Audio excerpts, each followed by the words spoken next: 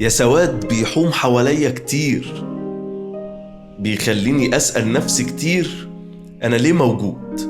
طب إمتى هموت؟ ده البكا موجود من وقت ما قالوا إن أنا مولود، ومعايا أديني أهو أنا كبير. يا دنيا طفحة زفت وبلا، قلبي بسوادك اتملى، لا رحمت بنت ولا لغزك ده أصعب مسألة. يا سواد وحزن لإما فلا، ما كفاية عايشين الغلا. أنا لما بروق وقت الروقة بكتشف الفرحة مسروقة. ليه يعني العيشة مزنوقة؟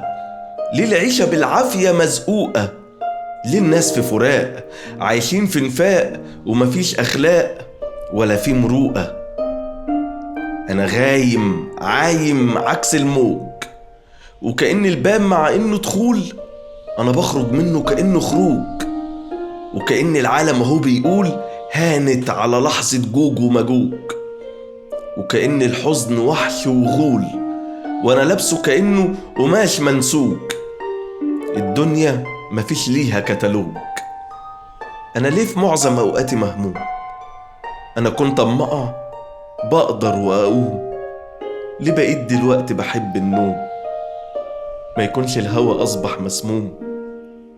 صبرني يا رب على الأحزان، أنا عارف اللي أنا فيه ده ضعف إيمان، ما هو غصب عني أصل أنا إنسان. افرجها بفرجك يا رحمن.